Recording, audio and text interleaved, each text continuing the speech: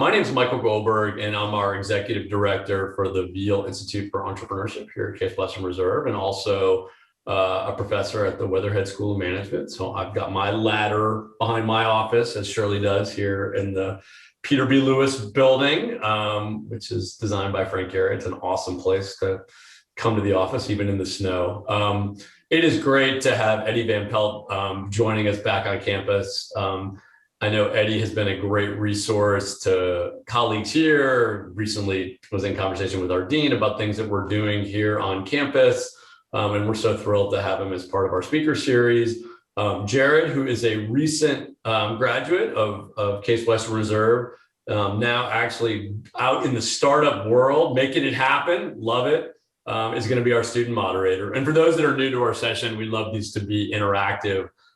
So just let Jared know either via, if you're on Zoom, hand raise or put into the chat if you have a question, and Jared can call on you and ask you to unmute and ask a question. If you're watching on LinkedIn Live, just put your question in the comment and we'll feed it to Jared and share it with Eddie. So with that, Eddie, thanks for joining. And Jared, let me turn it over to you to introduce yourself and get things going.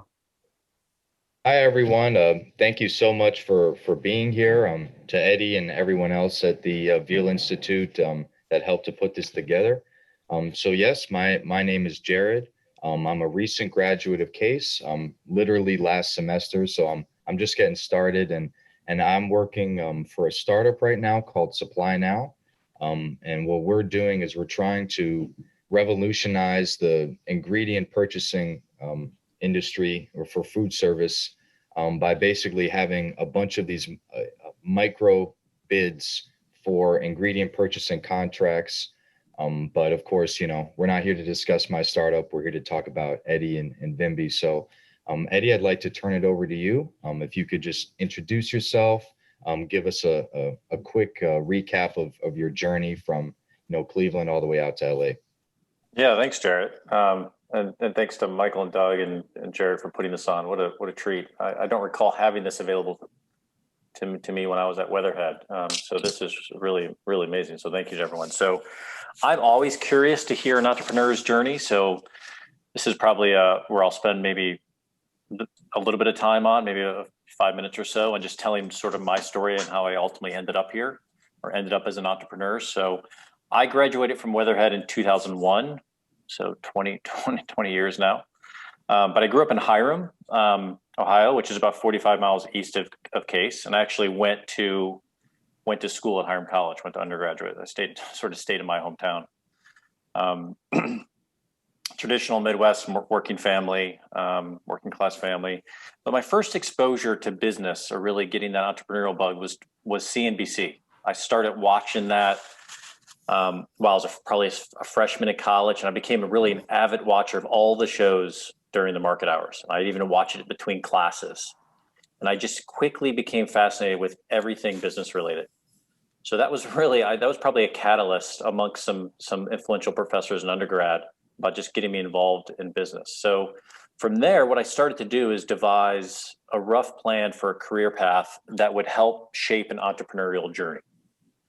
And I felt that path had to have certain building mechanisms, and meaning each subsequent step I took had to build on the preceding step. So I didn't want to be laser focused on one thing or on one profession. I wanted to really provide myself with exposure and build a toolkit, right? So right out of the gate, I wanted to go to a liberal arts college, and that's why I chose Hiram. And in my opinion, Hiram is certainly one of the best liberal arts college in that area. And I wanted to develop my general intellectual capacity. So writing, reading, speaking, all of which I knew I would have to use at some point down the line. So after Hiram, I went to go work at the Federal Reserve Bank, which was the fourth district in Cleveland, where Cleveland's fortunate enough to have a district of the Federal Reserve. And I was always fascinated with macroeconomics, right? So what better place to work than the Fed, which, as some of you know, is the entity that controls our nation's monetary policy. So again, it's that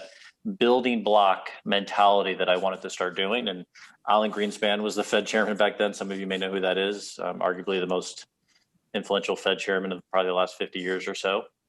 I was there during the dot-com bubble bust back in 99, 2000, which certainly a milestone event in business history. So that was an experience. Then I enrolled in Weatherhead. Right after that, I enrolled in Weatherhead. The Federal Reserve actually had a program to get me going.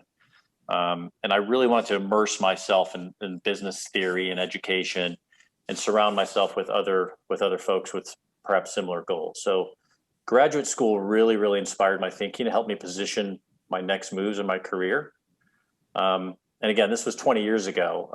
I have a little bit of a different perspective today on graduate school. That's probably a discussion for another day. I know Shirley and I have talked about it in the past. So that was 20 years ago. And now I wanted to go work, again, sticking with this building block mentality. I wanted to go work for a traditional corporation. Maybe one that lacked innovation, folks that stayed there for a long time, 20 plus years, super competitive industry. So I chose Northwest Airlines. And some of you are probably much younger than me on this call, but Northwest was, they were bought by Delta Airlines back in 2008. They were based in Minneapolis, major airline back in the day. I always had a fascination with the airline industry until, of course, I quickly realized they don't make any money. There's that famous Warren Buffett quote, you might have heard it, fastest way to become a millionaire is start with $1 billion and buy an airline, right? Because they're typically not super profitable. I was also there when 9/11 hit, working for an airline on that day. You can imagine what an experience that was. I'll never forget it, as obviously most of us never forget that day. But that was perhaps the most influential event in modern history, and a lot of the lessons I learned just managing a crisis, right, at a huge company that was smack dab in the middle of that attack, right? Because we had hundreds and hundreds of airplanes in the sky during that attack, not knowing if one of ours was next. So that was quite the experience. Then from there, I moved to Los Angeles because I thought there'd be a lot more opportunity in LA. And 20 years ago, I think that was probably true. Certainly relative to Cleveland. And as a side note, I don't think you have to do that anymore. For any young entrepreneurs listening, and Jared's a testament to this as well.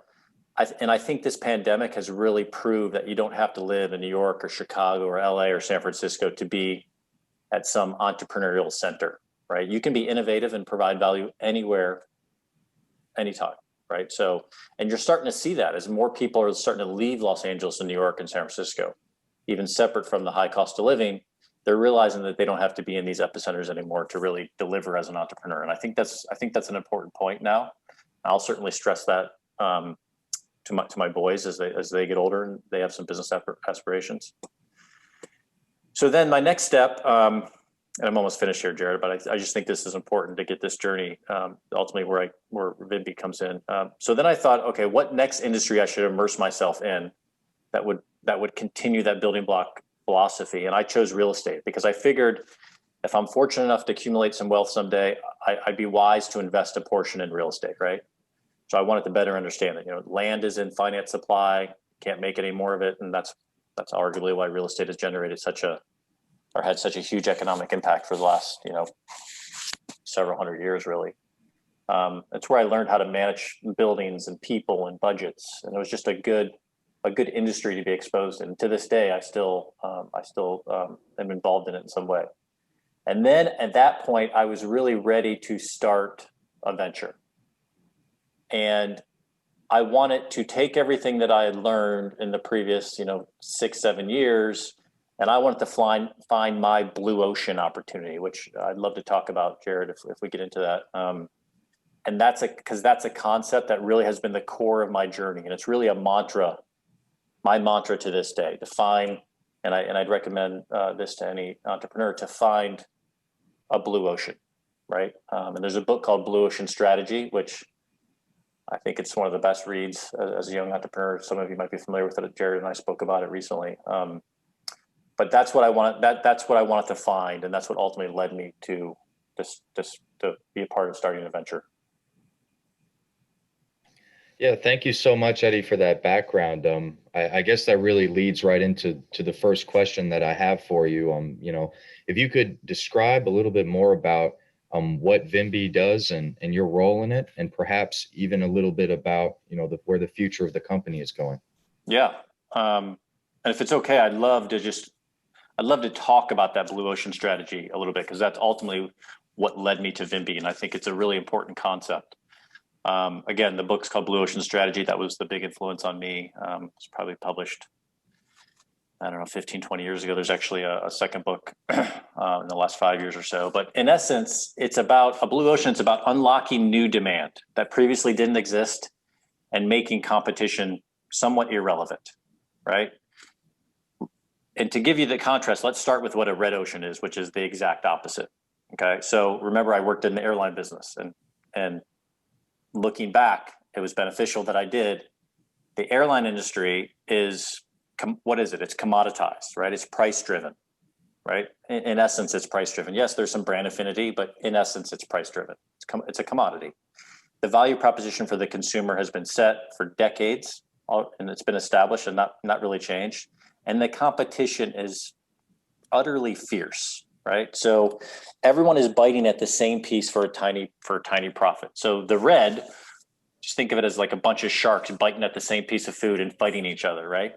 And there's blood in the water. I mean, that's really what a red ocean is in its simplest form. So a blue ocean, on the other hand, you have little to no competition. You're setting the marketing parameters because they don't already exist, right? And you're creating a new value proposition for the consumer or your client.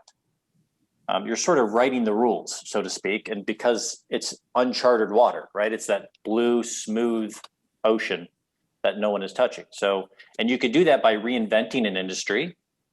And Jared, I'd argue that your startup is starting to do this as well. And the book gives plenty of examples of this, whether it's from a well-known winery, whether it's what Cirque du Soleil did to the circus industry, or you can create an absolutely whole new concept that meets some of these characteristics, right? So the blue ocean strategy and theory has sort of driven me as an entrepreneur to when I was part of starting VIMBY, but it also, as we pivot and grow new segments within our business, that's the lens that we look at it with. So, to go into your question, Jared, about VIMBY. So VIMBY essentially, and some of you might have did some minor research and just checked it out, but it's essentially a filmmaker network. It was a content hub that started about 14 years ago.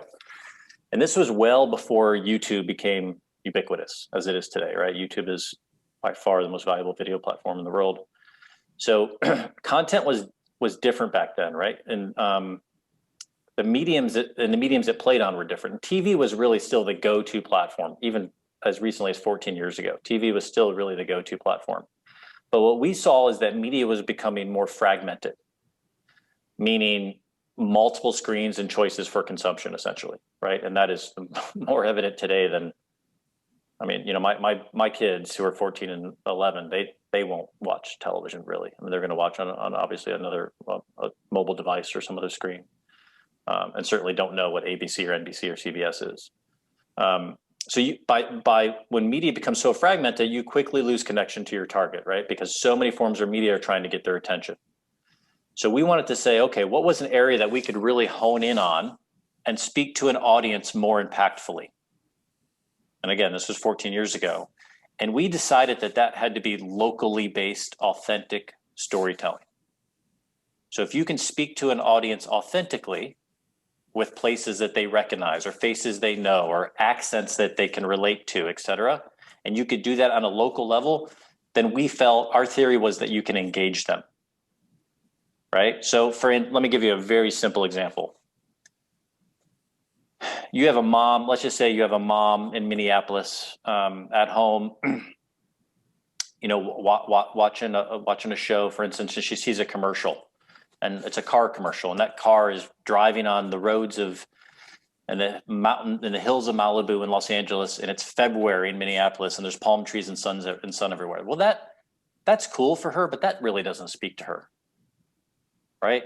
And so we would develop commercials for that mom in Minneapolis in February, and there was snow, right? And there were people that she could relate to, and that sounded like her, that dressed like her, perhaps that look like her, right? That she might even recognize the things in the background. That's more authentic engagement, right? So that's what ultimately what VIMBY was. So VIMBY in its truest form, it's an always-on content studio that can create storytelling to connect consumers to brands on a local level, and that's the key, the local part of it. So we do it with a well-vetted filmmaker network. We're in about 85 markets, every major market in the U.S. and most second-tier markets, and then various parts of the world, the developed parts of the world. And so that was our blue ocean. So I'm one of the original members of the company. I play the role of CFO and COO for the last, 11, 12 years or so. We've worked with almost every one of the top 20 largest brands in the world. Our current largest clients right now are General Mills, Chevron, and Johnson & Johnson. We're actually documenting Johnson & Johnson's vaccination efforts. We've been doing that for almost a year now, which has been pretty phenomenal. And then a plethora of lesser known brands. But I can tell you, our industry has become more of a red ocean. Technology and video content creation has made the world more flat, as they say, right? So it's leveled the playing field. So we need to find sectors of the economy that we can create new value, right? We can apply those blue ocean methodologies to it, because what we do now is different than 14 years ago. It's much more competitive. Yeah, that's really good information. Honestly, I had kind of a follow-up question just from listening to that. It's pretty obvious that your company is clearly, one of the leaders in the marketing field, and you've got those big name clients. What I'd like to know is, at what point did you feel that your company had first made it? Was it when you got General Mills on board, or did it happen several years before that? Or do you still feel like you're trying to attain that goal? Yeah, well, there was really 2 points. And I don't use his name as much anymore as I did years ago. But some of you may know who Mark Burnett is. Some of you may not, but Mark Burnett is essentially the pioneer in reality television. You all know him maybe as the creator of Survivor. He created Apprentice, amongst several other very valuable properties. And unfortunately, he has been connected to one of the reasons why Donald Trump has ultimately become so ubiquitous, and gave him a platform to grow his base and maybe become president. So Mark Burnett now runs MGM, the very large production studio, but he's out of the limelight a little bit for the reasons I just mentioned. But he invested in our company back in 2010. It was the first investment he ever made, and he was on top of the world then. And so he goes in business by his instinct. So that was a validation point. I won't get into that too much, because we try not to be as connected to him as much. But now we're certainly divested, just because of the controversy. I have nothing against him personally, but there is some controversy around it, of course. But Walmart, okay, the largest retailer in the world, back in 2011, late 2011. So we were only in business a few years at that point, and certainly didn't have much revenue. We had maybe under $500,000 in revenue annually at that point. They created a campaign for their grocery category, and their lawyers, and we met them through, because Mark Burnett knew every major CMO in the world, right? Because he really is the pioneer of integrating brands into television. So he knew every CMO of every largest company. So he was able to get us into Walmart, which was pretty phenomenal, right? So they created a campaign, and their lawyers literally said, unless we can create that spot in 24 hours and turn it around and it be on air in 48 hours, we can't do this project. And VIMBY is all about creating affordable content at a high quality and very quick. And you typically can't have those 3 things at once. You can only have 2 out of the 3. You can't be affordable, quick, and have high quality. You can't typically have all 3 of those historically. Today you can more so, but historically you could not. One of them has to go. We did all of that. That was our business model, because we had this network. We didn't have to fly people from New York to LA to produce content. We had content creators in every major city, and we did it affordably, and we turned it around very, very quickly. So we do it locally, right? So we added that 4th element. So Walmart wanted to get into the grocery category, and they wanted to go after their competition in each individual market. And as some of you may can imagine, Walmart changes their prices every 4 to 5 days, right? And they're in 5,000 stores in the United States, right? So, Sam Walton, the founder of Walmart, really invented the UPC codes that you see on all packaging, essentially, which ultimately manages inventory. So they change prices all the time. So if we create a spot that actually is price driven, that spot is irrelevant 5 days later. So they had this amazing idea, but they didn't know of anyone that could produce it. And they ultimately hired us, and we built the campaign together in the grocery side called Local Basket Claim. And it ran for 3.5 years. And it was the most successful campaign in their 50-year history at the time. And so it turned a fire hose on at the company. I mean, we went from 450,000 a year to 35 million in about 2.5 years, from 5 employees to 65, 6 days a week, 20 hours a day. That was a validation point, like to the nth degree. Right. Yeah. And then as far as your secondary question, I think, Jared, you asked maybe some points where we thought we may fail. As you can imagine, when you get a client like that, when you're that small, it's 95% of your time. Right. So you have a lot of revenue concentration with one client. So what happens typically in marketing, campaigns run their course. Right. And a lot of folks at the marketing department, Walmart marketing department, you can imagine, it's 250 people. A lot of them leave. Right? They go to different departments, or they go, the average tenure in a marketing department at a big Fortune 500 company is about 3.5, 4 years. So they leave, right? So when that happened, the campaign stopped, a lot of our contacts left, and we had to find a way to fill that gap, right? So it was, I don't know if failure was in the realm, because we had generated so much cash over that period of time, but it was a scary moment because we had to pivot and find a way to fill that gap. Yeah, thank you for your honesty. And I know that my own startup has also kind of been in that same boat of devoting a lot of energy to one client. So it seems like something that happens across industries, not just in marketing. Yeah. And you know what, you most of the time you're going to take that problem. You're going to embrace that problem when you're just getting going. You're probably going to embrace that problem. You learn a lot from it. Absolutely. Yeah. Thank you for the advice. And I know, Michael, you had a question. I was going to give the floor to you. Thanks, Jared. And I know, Eddie, as we were warming up, I mentioned my favorite topic, because my 2 teenage daughters and my wife can't get enough TikTok. So, I mean, I'm fascinated by, obviously, we're walking around with a high-speed processor and video editing equipment in a way when you started VIMBY, consumers didn't have. And it's just so interesting to me to watch, particularly younger people, but now obviously Walmart, corporate, I'm fascinated by which entities I see on TikTok, whether it's large corporates, the NFL, down to my teenage kids, putting together and editing content in a way. I'm sort of curious from your perspective, and particularly as you think about universities. Obviously TikTok, even in the campaign, came up because of its Chinese ownership. So I think there's a lot of folks, including us at the university, sort of looking at emerging platforms like TikTok with interest, but perhaps are a little paralyzed, like, what should we be doing? I'm sort of curious what your perspectives are. Yeah, one of our mantras is today's 6 months is yesterday's 5 years. We didn't know what TikTok was. I'm going to say as recently as 2 years ago. It certainly wasn't as ubiquitous as today. By the way, Walmart is rumored to be looking into acquiring TikTok. Isn't that interesting, with Oracle? Walmart, TikTok, gosh. But you know what? In 2021, that's not too crazy. This is to my point earlier, Michael. The world has become more flat, right? I think the famous book by Thomas Friedman, I think his name is. And to be honest with you, I would not advise an entrepreneur starting a company like VIMBY today. It's way too difficult.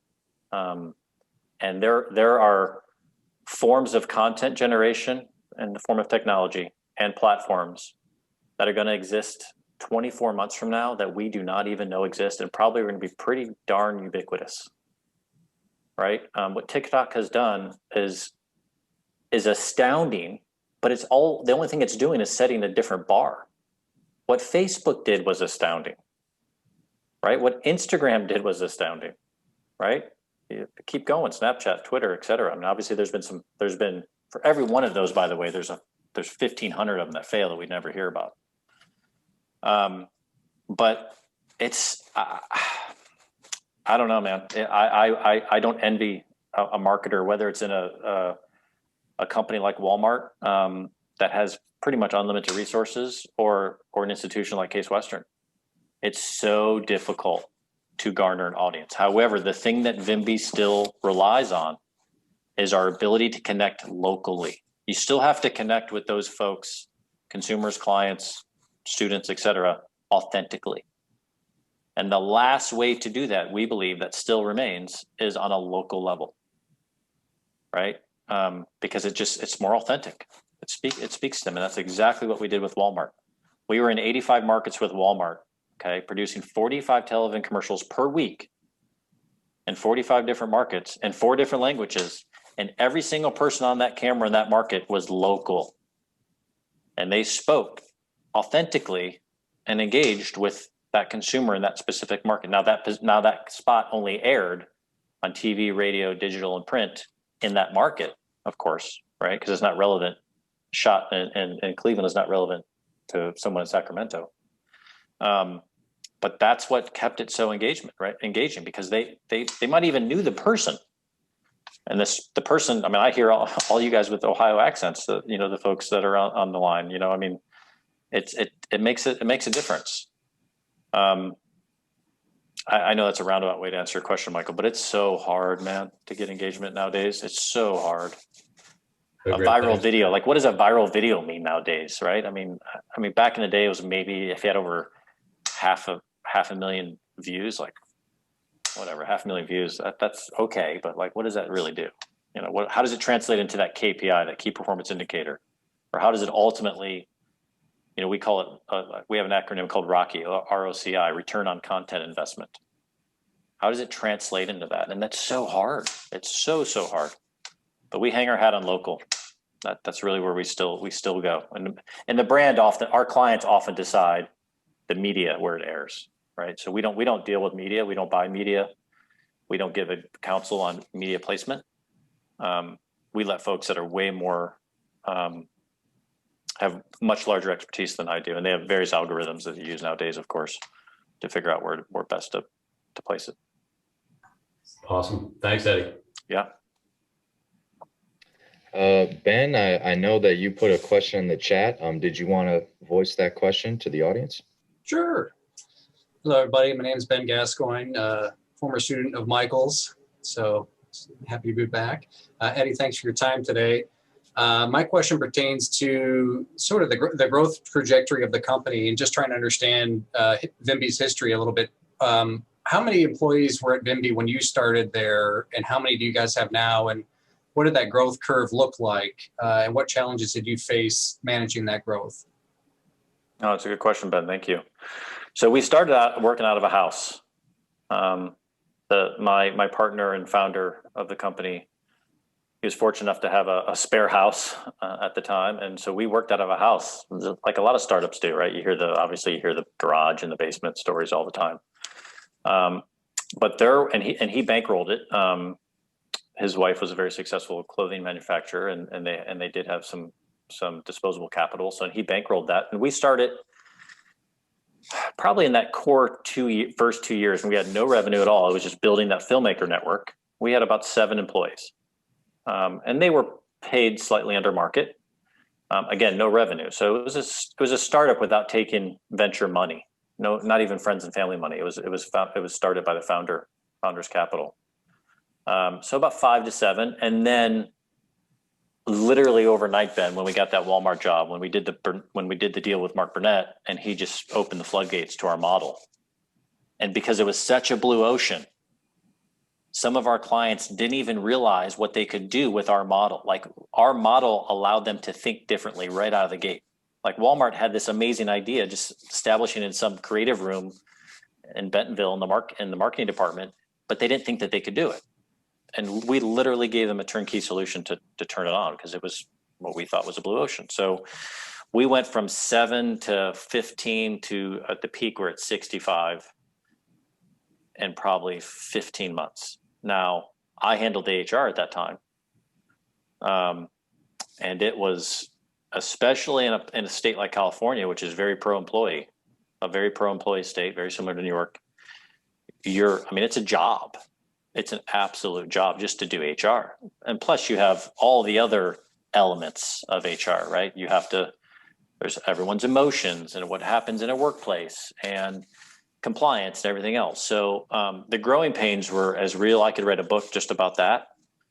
And that's something that you have to consider. And you don't want to overhire, right? One of my other mantras is the valleys can be really low and the peaks can be really high, but you have to manage them accordingly. You can't get too complacent when they're really high, and you can't get too down when they're really low. And then what we found out ultimately, Ben, as the marketplace became more competitive, we wanted to switch to what we call an accordion model, meaning we can expand and contract. All of our filmmakers are independent contractors, none of them are W-2 employees because it would be cost prohibitive to have everyone on staff, right? And we can't be flexible if that happens. So they're all independent contractors. At times, sometimes depending on how busy we are, we're their primary source of income. They don't have to have other gigs with other clients. But we have a core right now. We have a core of only 8 FTEs, 8 full-time employees. That's it. We actually abandoned our office during the pandemic, and we currently don't have one. 2 of our partners, one lives in Atlanta, one lives in New York. And the rest of us are in Los Angeles, and that's working out okay. We are having some issues with post-production because post-production is, you still need to have a physical space. But we're in that accordion model now. So we expand and contract. Fixed costs they can kill a startup, man.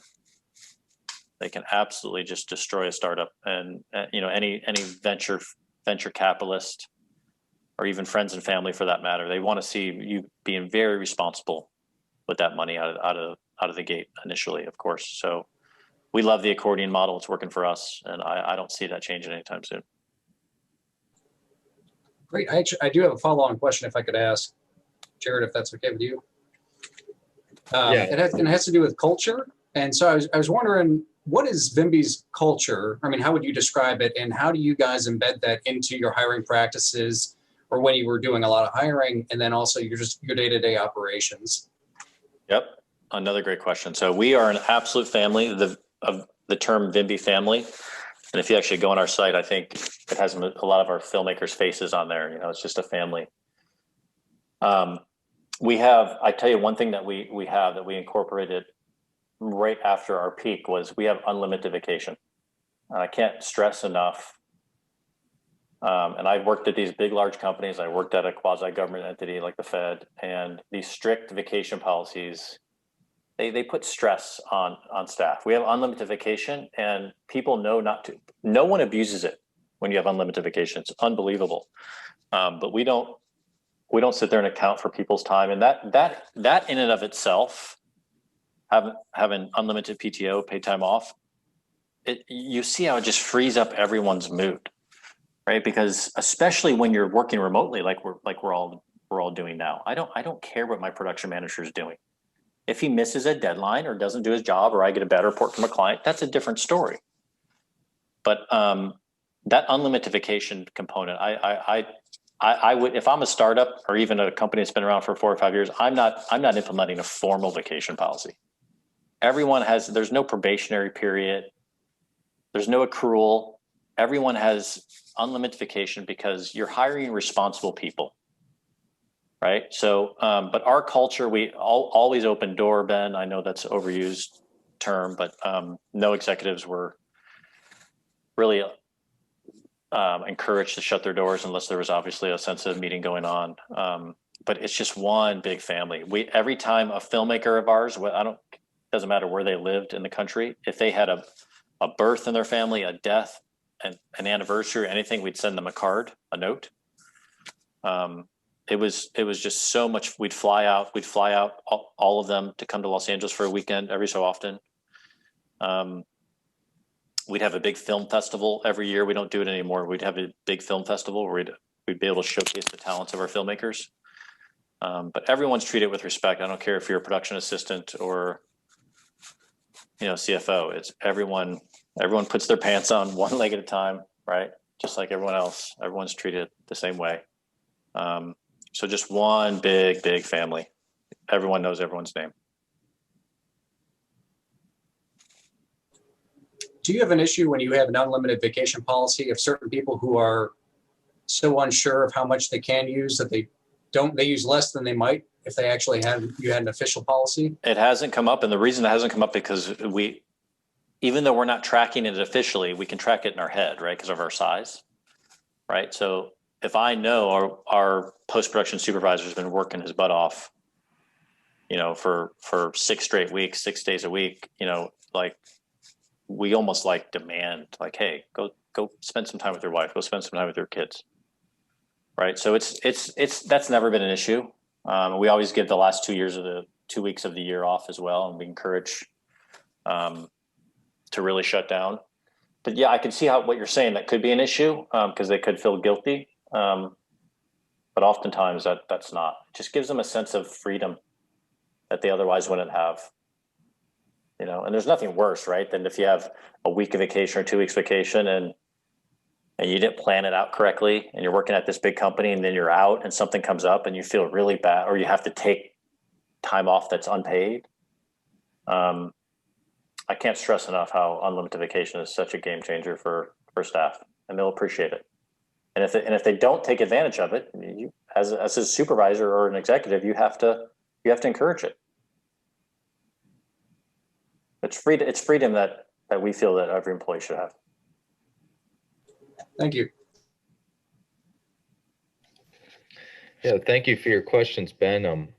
I know there were something that I wanted to ask, which not so much related to Ben's questions, but a lot of us that aren't part of the Veale Institute are either fresh out of college or might still be in some kind of undergraduate or graduate program.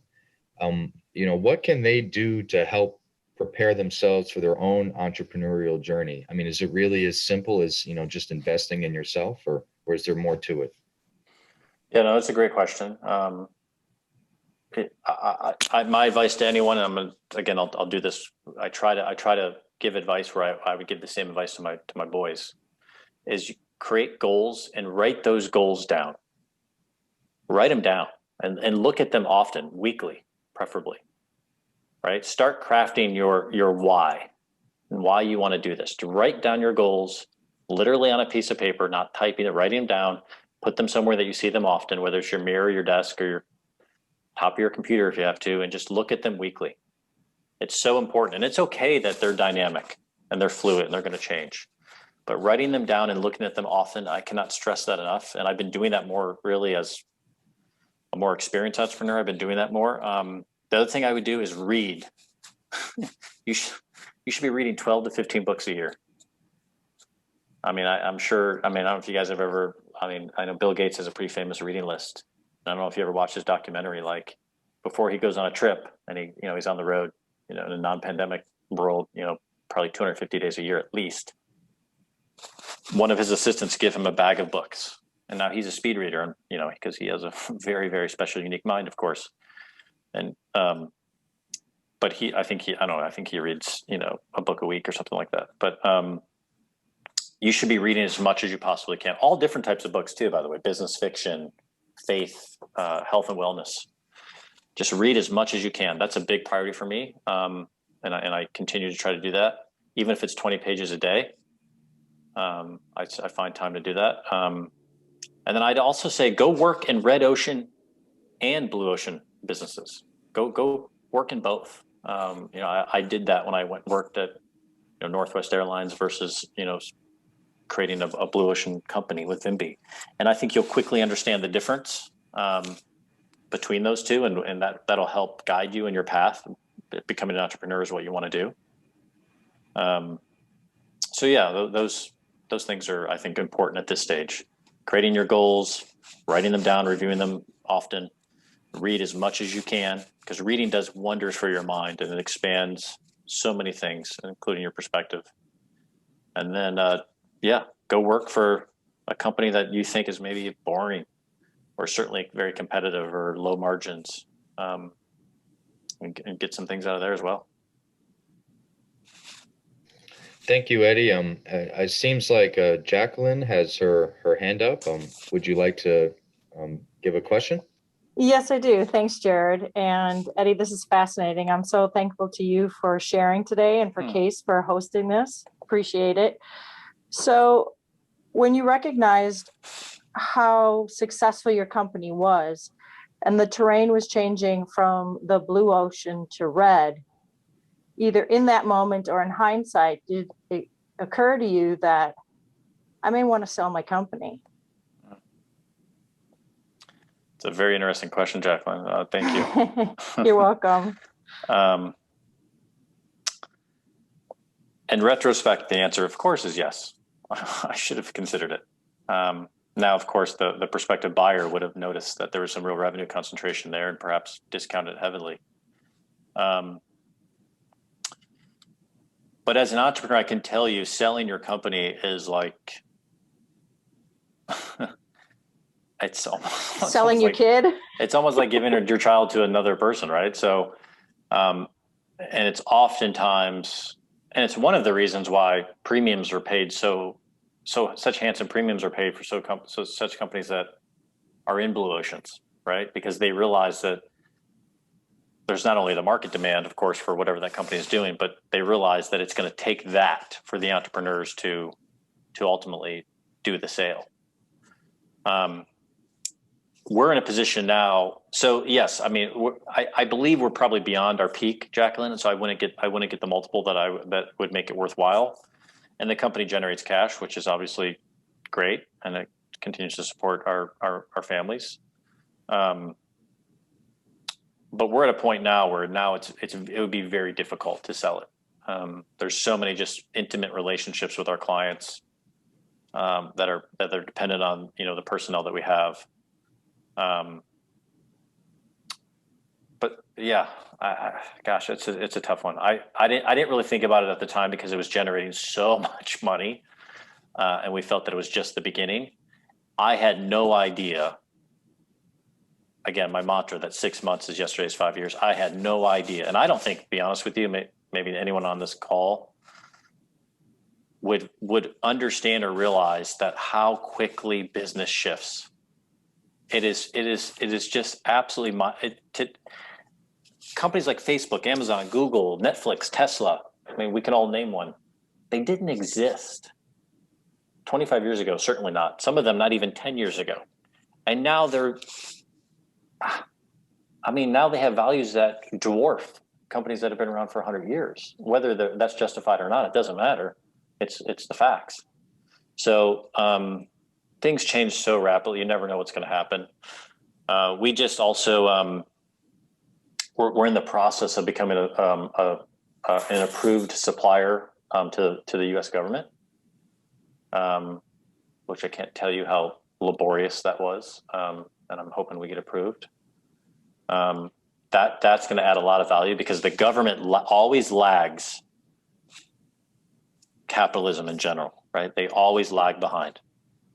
And I believe the government, which is the largest buyer of goods and services in the world, hands down, there's not even a close second, right? They're going to need video content, and whether it's boring stuff like educational training or actually showcasing some amazing things that some of their employees are doing, whatever it is, they are going to need video content. And so we recognize that, and there's only 120 approved video content suppliers in the United States that can work with the government, 2/3 of which are not even active anymore. So we knew that hey, this could be a new blue ocean, so to speak. It's not really a blue ocean by definition, but this could be a new sector that we could get in because we know that we feel that the government lags behind on their need for video content, right? They probably by a factor of 4 or 5 years. So it could be amazing timing as we become an approved vendor of the government to provide video services. So Jacqueline, it's a tough question. It probably crossed our mind a couple of times, and we had some unsolicited things that were not really attractive. But it's very hard to sell your company as an entrepreneur, to be honest with you, unless it's just life-changing, ridiculous amounts of money, obviously, that you'd be foolish to pass up. And oftentimes there's an earn-out attached to that anyway, where the founders are are attached in some fashion for a period of time. Thanks, Eddie. I appreciate your thoughtful response. Thank you.